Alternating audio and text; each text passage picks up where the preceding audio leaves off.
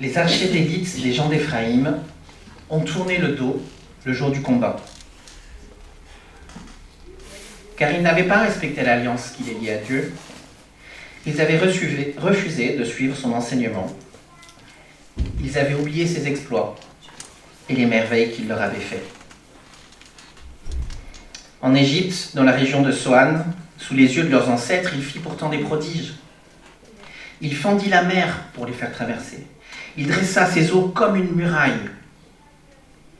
Le jour, il les guidait grâce à une colonne de nuée, et toute la nuit, à la lumière d'un feu. Il fendit des rochers dans le désert, pour les faire boire aux eaux souterraines. De la roche, il fit jaillir des ruisseaux, et couler des torrents d'eau. Mais ils commirent de nouvelles fautes. Dans cette terre aride, ils s'opposèrent au Dieu très haut. Ils osèrent mettre Dieu au défi en réclamant de quoi manger. Ils s'en prirent à Dieu en posant la question : Dieu est-il vraiment capable de nous servir un repas dans le désert ? C'est vrai, il a frappé le rocher pour en faire couler de l'eau et ruisseler des torrents. Mais pourrait-il aussi nous donner du pain ou offrir de la viande à tous ? En entendant ces mots, le Seigneur se fâcha. Sa colère éclata contre Israël, comme un feu allumé contre son peuple, car les siens n'avaient pas cru en lui. Ils n'avaient pas compté sur son secours. Il donna pourtant des ordres aux nuages. Il ouvrit les portes des cieux. Il fit pleuvoir sur eux la manne pour qu'ils s'en mangent. À son peuple, il donna le pain des cieux. Chacun mangea du pain des forts. Il leur envoya des vivres tant qu'ils en voulurent. Puis Dieu déchaîna le vent d'est dans les cieux, et il força le vent du sud à souffler et fit descendre sur eux de la viande, comme un nuage de poussière, des oiseaux nombreux comme le sable au bord de la mer. Il les fit tomber au milieu de leur camp, tout autour des tentes. Le Seigneur ayant satisfait leurs désirs, ils en mangèrent beaucoup, tant qu'ils voulurent. Mais leur appétit n'était pas encore rassasié. Ils avaient encore la bouche pleine que la colère de Dieu éclata contre eux. Il massacra une partie de l'élite, il terrassa les gens d'Israël. Malgré tout, ils commettaient de nouvelles fautes. Ils ne croyaient pas à ses merveilles. Alors d'un souffle, ils balayaient leur existence, mettant fin à leur vie par un malheur soudain. Et quand Dieu allait les tuer, alors ils le cherchaient. Ils revenaient et se tournaient vers lui. Ils se rappelaient qu'il était leur rocher, que le Dieu très haut était leur défenseur. Mais ils n'étaient pas sincères. Ils ne lui disaient pas la vérité. Ils n'y étaient pas fermement attachés. Ils trahissaient leur engagement envers lui. Mais lui, il gardait sa tendresse. Il pardonnait leurs torts, il renonçait à les exterminer. Bien souvent, il retint sa colère et fit taire son indignation, se rappelant qu'il n'était que de simples mortels, un souffle qui s'en va pour ne plus revenir. Amen. J'ai lu dans le psaume d'Asaph, le psaume 78, les versets 9 à 39. Cette semaine, j'ai entendu à la radio cette phrase que ceux qui pensent que c'est impossible n'empêchent pas les autres d'essayer. C'est une belle phrase. Cela étant dit, elle n'est pas complètement vraie. Je ne sais pas si vous avez jamais entendu cette histoire au début du siècle précédent d'un homme qui pensait qu'il pouvait arriver à fabriquer des ailes pour voler à la force de ses bras. Tellement sûr de lui que malgré les échecs en sautant de petites hauteurs, il s'est dit en fait la seule chose qui me manque c'est la hauteur. Et donc sans essai, il a tenté l'expérience du premier étage de la Tour Eiffel en ayant invité les médias. Donc ça a été filmé. Et évidemment, on le voit tomber comme une pierre, ce qui est assez tragique. Est-ce qu'il ne fallait pas l'empêcher d'essayer quand même, celui-là ? Mais d'un autre côté, pendant longtemps, on croyait qu'on ne pouvait pas arriver au sommet du Mont Blanc. Des gens ont essayé, certains sont morts en essayant, et pourtant, un jour quelqu'un y est arrivé, et aujourd'hui c'est pratiquement une autoroute. Et on pourrait dire la même chose du sommet du monde, qui qui pourtant, du haut de ses plus de 8800 mètres, l'Everest semble tellement inaccessible, il n'y a pas d'oxygène, très très peu, c'est tellement dangereux, et pourtant aujourd'hui encore, très régulièrement, des gens, pas forcément toujours avec la condition physique nécessaire, arrivent à le gravir. Et nous aussi, nous avons des combats qui sont devant nous. Des combats qu'à vue humaine, on ne peut pas gagner. Des combats contre nous-mêmes, contre le péché en nous. Si on ne regarde que ça, on risque de faire comme les gens d'Éphraïm que j'ai cités au début du texte, et dans le combat, de tourner le dos à Dieu. Qu'est-ce qui peut nous empêcher de persévérer ? Qu'est-ce qui peut nous désespérer, faire que là où Dieu dit que nous devrions gagner, nous soyons capables de tourner le Dieu et de dire « c'est impossible ».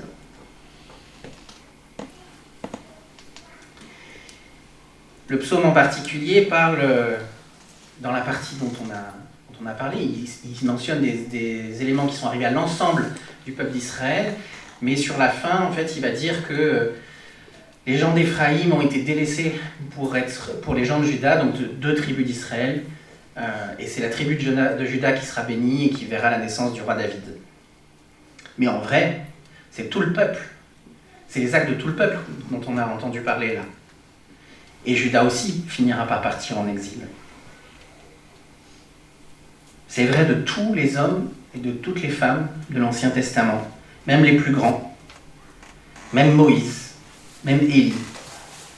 Chacun, à un moment ou à un autre, a tourné le dos au combat. Qu'est-ce que Dieu dit dans le texte ? Il dit qu'ils ont manqué de respect pour l'Alliance, qu'ils ont refusé de suivre son enseignement et qu'ils ont oublié ses exploits. Et que c'est à cause de ça qu'ils ont tourné le dos dans le combat. Alors, oublier les exploits, on peut voir le lien. On peut se dire, ils ont oublié que Dieu peut faire des trucs qu'on pense impossibles. Il a ouvert la mer en deux, etc. Bien sûr qu'il allait pouvoir faire plein d'autres choses. Mais c'est pas seulement ça. Si on voit au verset 22, pourquoi Dieu est en colère ? Parce qu'ils n'ont pas cru en lui, ils n'ont pas compté sur son secours. En fait, ce qu'ils n'ont pas compris, c'est que c'est Dieu qui est venu les chercher en Égypte. C'est Dieu qui a décidé d'ouvrir la mer en deux. C'est Dieu qui a décidé de les guider dans le désert. Et si Dieu a fait tout ça, est-ce qu'il ne va pas faire tout le reste avec ?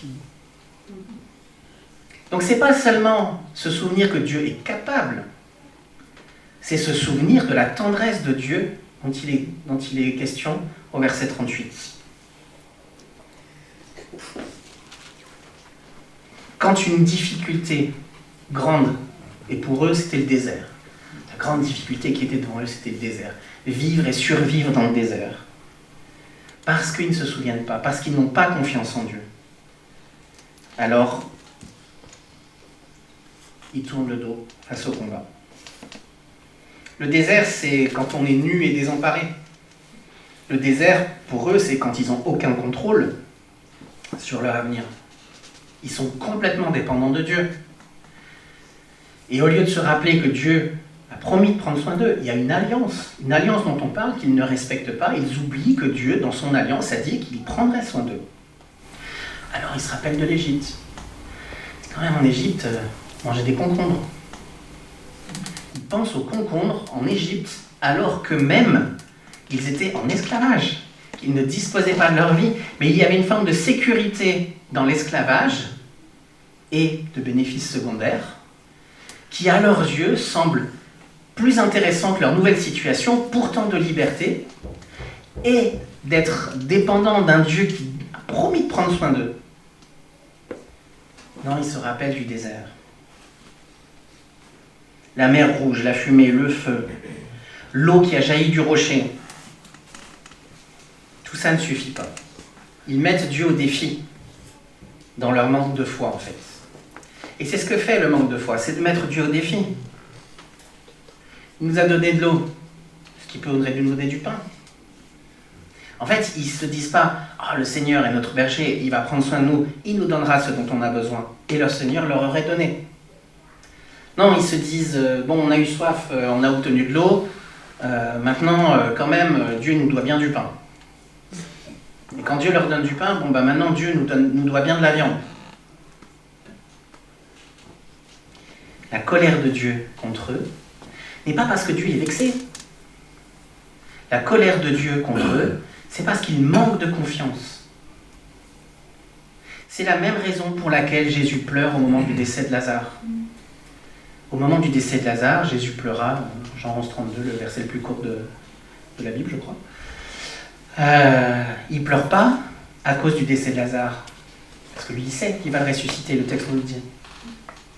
Non, il pleure à cause de l'incrédulité. Il pleure parce qu'il sait que c'est tous les gens qui sont autour de lui, là, ses amis, Marthe, Marie, tout ça, il sait que ces gens-là ont besoin de croire en Dieu et d'avoir confiance en lui, et qu'ils ne croient pas, ils sont incrédules. Et ça le rend triste, au point qu'il en pleure.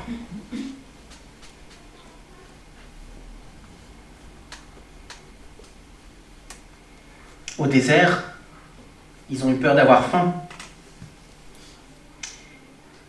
Comme moi, je peux avoir peur de ce qu'on peut penser de moi. Je peux avoir peur d'être seul. Je peux avoir peur d'être imparfait. Je peux avoir peur de ne pas être suffisant pour Dieu ou pour les autres. Je peux avoir peur de souffrir. Je peux avoir peur de faire face à la réalité de la vie. Je peux avoir peur. On peut avoir peur de tellement de choses. Et quand j'ai peur, dans mon désert à moi, parce que Jésus nous dit, et l'Apocalypse nous le rappelle, que la période dans laquelle on vit, c'est la période du désert, c'est la période de l'épreuve de l'Église. On est dedans. On est dans cette période de désert-là, avec notre foi, et pourtant, on n'est pas encore dans le pays promis. Et donc, des fois, parce qu'on a faim, parce qu'on a envie de ne pas avoir peur, parce qu'on oublie que Dieu a fait une alliance avec nous dans laquelle il a dit qu'il prendrait soin de nous, on ne supporte pas la soif un petit peu de temps. On ne supporte pas la faim un petit peu de temps. Non. On se rappelle des concombres. On se dit, mais quand même, quand j'étais dans l'esclavage du péché, quand j'avais peur, je faisais ça, et j'avais plus peur, pour un temps. Quand j'avais peur de ce que les autres allaient penser de moi, je faisais ça, et ça me réconfortait. Quand j'avais peur de souffrir, ou d'être en insécurité, je faisais ça, et ça me faisait du bien, pour un temps. En oubliant qu'en fait, j'étais esclave de ces choses-là, et que ces choses-là me menaient à la mort. J'oublie ça. Je pense au concombre, je ne pense plus à l'esclavage.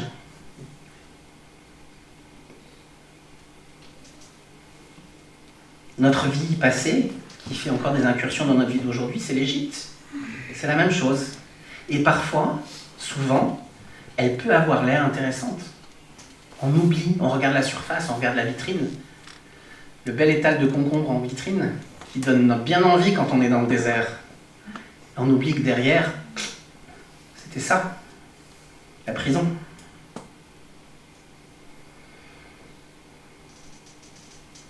Ils auraient pu demander autrement. Ils ne se rendent pas compte, comme nous ne nous rendons pas compte. Dans Malachie, c'est bien décrit. Dans Malachie, Dieu reproche quelque chose, et puis le petit Israël dit, mais quand est-ce que nous avons fait ça? On a fait tout ce que tu as demandé. Mais en fait, ils n'ont pas fait de tout leur cœur, parce qu'ils n'étaient pas entièrement dans ce qu'ils ont fait.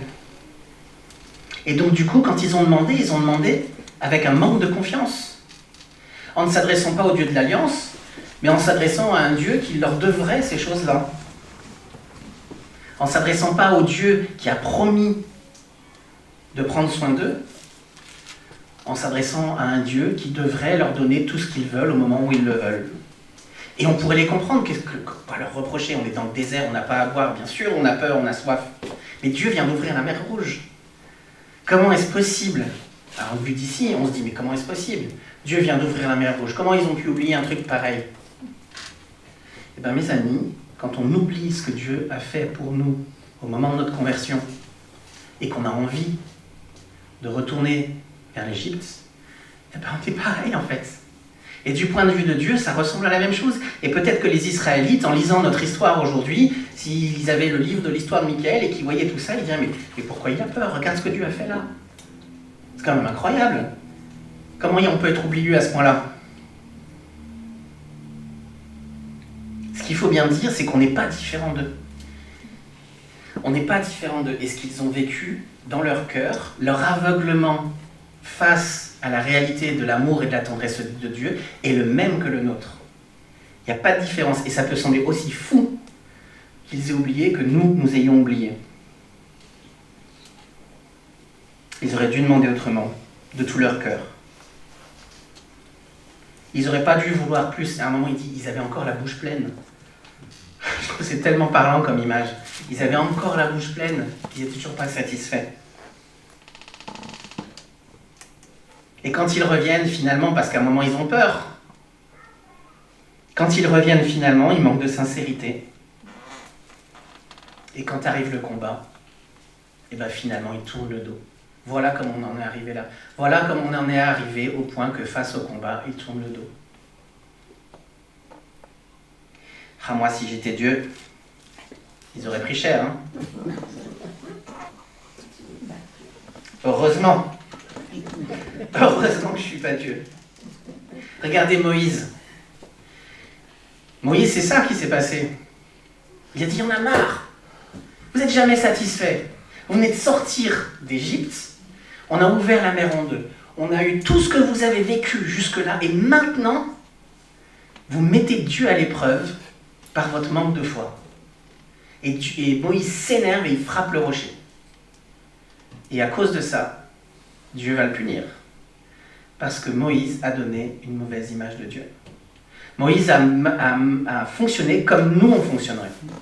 En disant, bon, il y en a marre, vous n'êtes jamais content, vous n'êtes jamais reconnaissant, je vous donne quand même, malgré votre manque de contentement, votre manque de confiance, je vous donne quand même, et encore vous vous plaignez. Dieu pourrait dire, on comprendrait bien. Et d'ailleurs, si notre religion était humaine, c'est ça qui finirait par se dire. Dieu finirait par se dire, il y en a marre de cela. Et pourtant, ce que le texte nous dit, c'est que Dieu a encore de la tendresse pour eux, et qu'à cause de la tendresse, ça ne va pas s'arrêter là. Mais lui, il leur gardait sa tendresse. Il pardonnait leurs torts, il renonçait à les exterminer.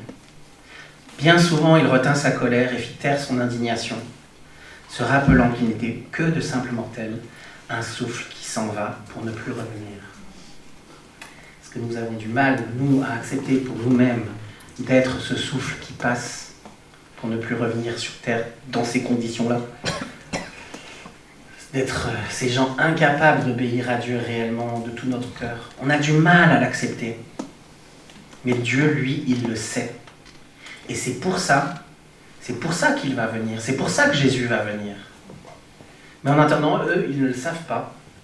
Et pourtant, ils bénéficient de cette tendresse de Dieu. Il leur donne quand même une chance. Cela dit en passant, ça veut dire aussi que c'est pas parce que Dieu vous donne ce que vous voulez que vous êtes béni, que vous avez la faveur de Dieu.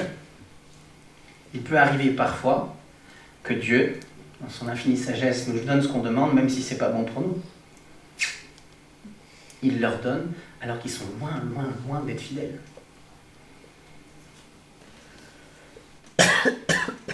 La raison de la tendresse de Dieu pour nous est en lui et pas en nous. Nous ne la méritons pas, nous ne la méritons jamais, nous ne pourrons jamais la mériter. C'est vrai dans le Nouveau Testament, c'est vrai dans l'Ancien Testament. Dieu n'a pas changé, il est toujours le même. Et nous sommes les mêmes.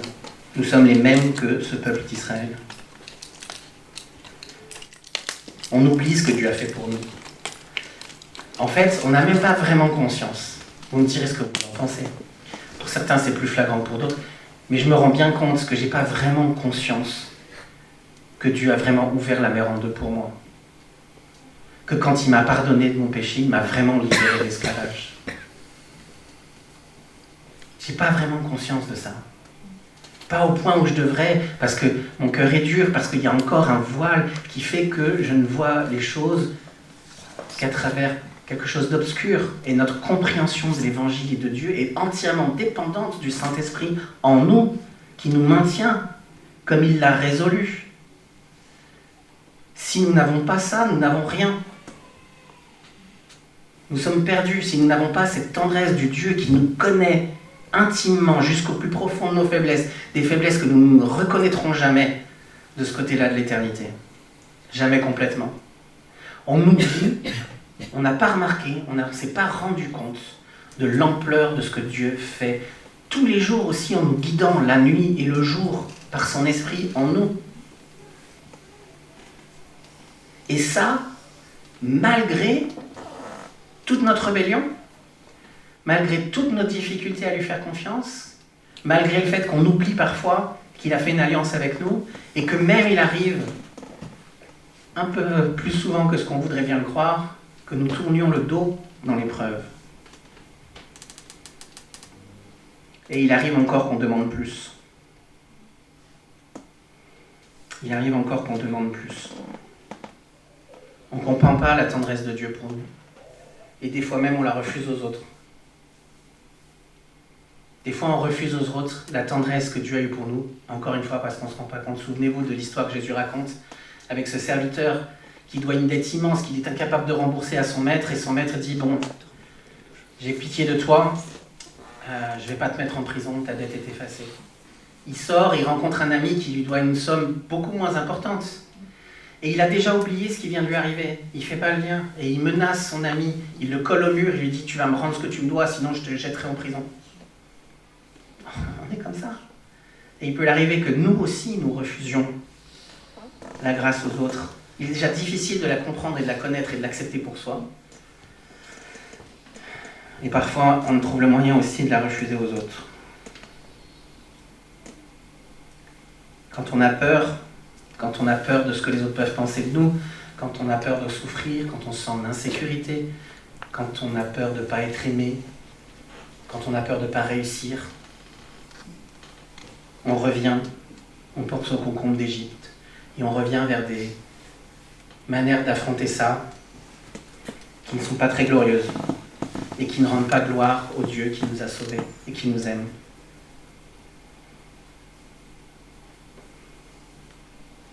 On est les mêmes. Et pourtant, Paul nous dit, dans 2 Corinthiens, chapitre 5, et au verset 21, le Christ était sans péché, mais Dieu l'a chargé de notre péché afin que, unis à lui, nous soyons rendus justes devant Dieu. Si je suis juste, c'est grâce à la justice de Jésus. C'est pas parce que j'y arrive pas moi-même. C'est pas parce que jamais je ne tourne le dos au combat. C'est pas parce que je ne manque jamais de confiance en Dieu. C'est pas parce que je ne demande jamais plus que ce qu'il m'a donné alors qu'il m'avait déjà donné dans un contexte où j'étais pas en fait dans la foi. Non. Si Dieu me fait justice, c'est grâce à sa tendresse qui est en lui, sa tendresse qui l'a poussé à venir mourir à ma place. Il fait barrage entre moi et l'esclavage en Égypte. Il prend ça sur lui pour que moi je n'y retourne pas, même si en fait, en vrai, il y a tout en moi qui a envie d'y retourner. Il sait ce qui est bon pour moi, c'est lui mon bon berger, et il est prêt à mourir pour moi. Et c'est parce que lui a été juste, alors qu'il était sans péché, alors que lui n'a rien fait de mal. C'est grâce à ça que moi, aujourd'hui, je bénéficie de la tendresse de Dieu. Et que malgré mon cœur aussi dur, je peux être auprès de Dieu et bénéficier de sa grâce et savoir que je suis toujours dans son alliance. Parce que Dieu a conclu une alliance qui n'est pas la même que celle de l'Ancien Testament. C'est une alliance qui ne peut pas être rompue. Celle que nous célébrons, dont nous nous remémorons chaque dimanche où nous prenons la Sainte Seine, avec le sang. C'est ça que représente le sang dans la Sainte Seine. C'est Jésus qui le dit, c'est le sang de la nouvelle alliance. Une alliance éternelle qui ne peut pas être rompue. Pourquoi ? Parce que tous les termes de l'alliance, c'est Dieu qui s'en occupe. De manière officielle et claire, grâce au sacrifice de Jésus, La seule part que nous avons dans l'Alliance, c'est d'en bénéficier. C'est alors que nous étions encore pécheurs que Jésus est mort pour nous. Et en Matthieu 28, il nous dit que Jésus est mort pour nous, pour être une rançon, pour nous racheter de cet esclavage, au prix de sa vie.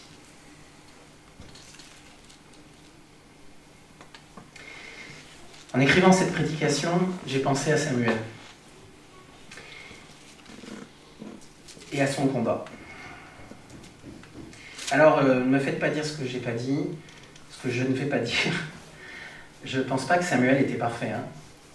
Et je ne pense pas qu'il devrait être un exemple pour nous dans tous les domaines. Cela dit, dans son histoire, il y a deux choses que j'aimerais relever et qui sont intéressantes pour nous aujourd'hui. La première, c'est que si Samuel est revenu à Dieu, et c'était clair et évident dans ces derniers mois, nous n'avons aucun doute là-dessus et je bénis Dieu qu'on ait pu le voir de nos yeux. Si Samuel est revenu à Dieu, c'est aussi à cause de l'accueil inconditionnel de ses parents et de notre Église. Samuel l'a dit plus d'une fois. Encore au culte Café Croissant, il a dit à ceux qui étaient à sa table l'importance. Ses parents sont sur la plus haute marche. Pourquoi ? Parce que malgré tout ce qu'il a vécu, malgré tout ce qu'il leur a fait subir,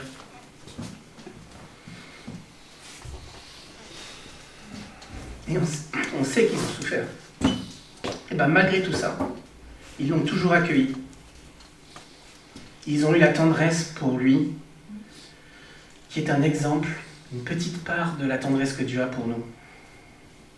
Ce que Dieu a mis dans leur cœur pour pouvoir faire ça, ça nous parle. Ça nous parle de cette tendresse de Dieu pour nous. Et notre Église a su aussi accueillir Samuel comme ça. Samuel est revenu en plusieurs étapes. Il y a eu des allers-retours, des va-et-vient.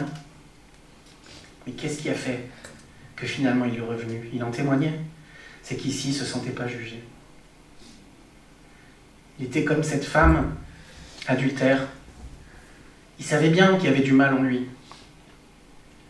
Mais il a été accepté tel qu'il était. Personne ne lui a jeté la pierre. C'est que personne ne lui a demandé pourquoi. Personne ne lui a dit « Oh, tu devrais faire ça ». Tout le monde lui a juste demandé comment il allait. Et on a prié pour lui, pour que Dieu l'accompagne dans ses combats.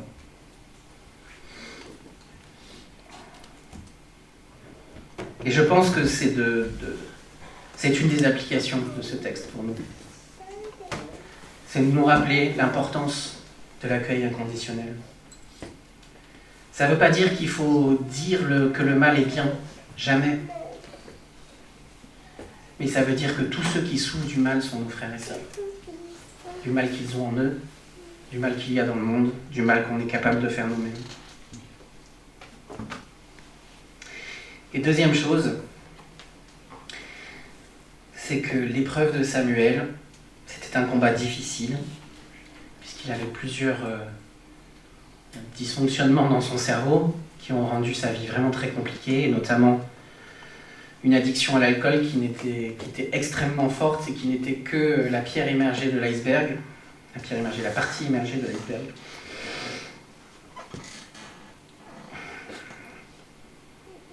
Excusez-moi.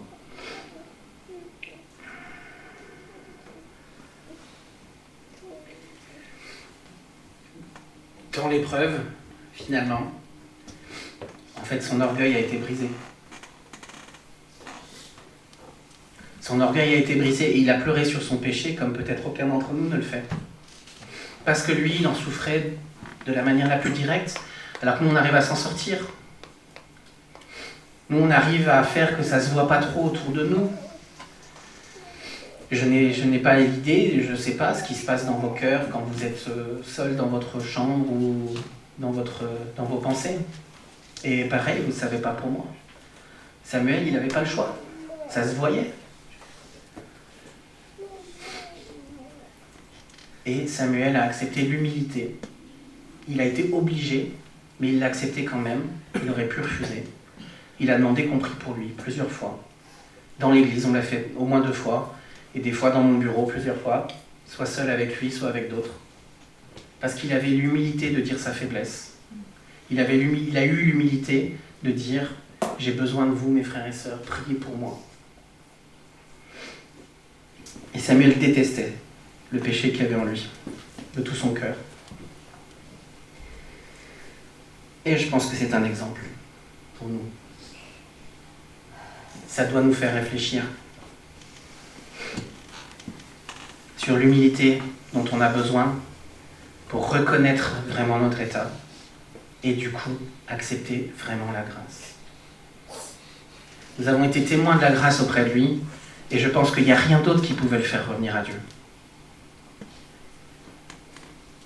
On l'a entendu prier à voix haute. On l'a entendu au groupe de maison partager sur les textes bibliques qu'il avait lus.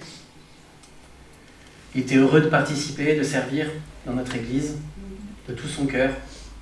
Probablement un cœur aussi pécheur que le nôtre. Mais tout ça, c'est quoi? C'est le fruit de la grâce, de l'acceptation. Il savait qu'il était accepté par Dieu tel qu'il était. Et c'est ça qui a permis son retour à Dieu. Je pense, voilà, ça doit nous faire réfléchir.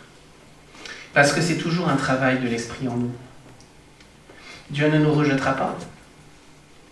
Il a dit, je vais vous citer 100 000 fois, mais Jean 6, Jésus dit, la mission que j'ai reçue de mon Père, c'est de recevoir tous ceux qui viennent à moi, je n'en rejetterai aucun, et que je les ressuscite au dernier jour. Donc il nous amènera tous jusqu'à la résurrection, malgré les tours et les détours. Tous, toujours. Et sa tendresse continuera de s'exprimer pour nous. Mais nous pouvons grandir, nous pouvons apprendre à avoir confiance en ce Dieu qui choisit de prendre à sa charge les deux parties de l'alliance parce que lui, il sait de quoi nous sommes faits. Il sait que nous ne sommes pas assez forts pour la respecter, cette alliance. Il sait que sans lui, nous n'y arriverions pas. Il veut nous apprendre la confiance, la satisfaction. Il veut nous apprendre à être comme les disciples, plutôt comme Jésus dans la barque qui dort alors qu'il y a la tempête. Les disciples viennent voir Jésus, on pourrait se dire, mais qu'est-ce qu'ils font de mal? Jésus leur fait un reproche, vous manquez de foi. Encore un manque de foi, on a peur, on vient vers toi. En fait, ce qui leur manque par rapport à Jésus, c'est la confiance. La confiance que Dieu va prendre soin d'eux. Il veut nous apprendre l'authenticité, l'honnêteté, l'humilité. Il veut nous apprendre l'humilité nécessaire pour recevoir la grâce. Pourquoi est-ce qu'on entre par la petite porte dans le royaume des cieux? C'est parce qu'il faut entrer à genoux. Et pourquoi il faut entrer à genoux? Pas parce que Dieu est orgueilleux, mais parce que si on n'est pas humble, on ne va pas accepter la grâce.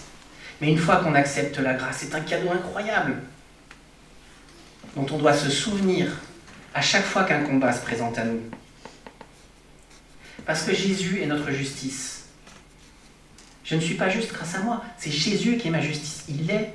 Quand Dieu me voit, il voit la justice que Jésus a accomplie. Donc je ne mérite rien. Et j'ai l'assurance, à cause de la justice de Jésus, que Dieu va prendre soin de moi. Ça ne veut pas dire qu'il n'y aura pas de galère, ça ne veut pas dire qu'il n'y aura pas de désert, ça ne veut pas dire que je ne vais pas mourir dans des circonstances inopinées, et peut-être je vais prendre un météorite sur la tête en sortant d'ici tout à l'heure, j'en sais rien. Il y a peu de chance, mais ça peut arriver. Mais mon berger prend soin de moi. Et c'est parce que je vais me rappeler ça, parce que je vais me souvenir de ça, parce que je vais réaliser, que je vais contempler dans le passé tout ce que Dieu a fait pour moi et comment il a exercé sa grâce envers moi. Y compris dans les moments où je n'y croyais pas, il m'est arrivé de nombreuses fois de demander à Dieu de me reprendre parce que j'étais désespéré. Et pourtant Dieu m'a amené jusqu'à là, jusqu'à aujourd'hui, encore et encore. Et je sais qu'il y aura peut-être d'autres épreuves comme ça. Et encore une fois, Dieu m'amènera de l'autre côté. Et si je grandis dans cette compréhension-là, dans cette connaissance-là, quand il y aura un combat, je ne tournerai plus le dos. Ou un peu moins. Et je pourrai les traverser avec plus de sérénité, plus de paix, plus de foi, en étant plus grandissant. Je vous laisse avec ce dernier verset de l'apôtre Paul en Philippiens 1,6. car j'ai l'assurance que celui qui a commencé en vous cette bonne œuvre l'amènera jusqu'à son accomplissement. Amen. Je vous laisse un temps de méditation et puis je conclurai par la prière.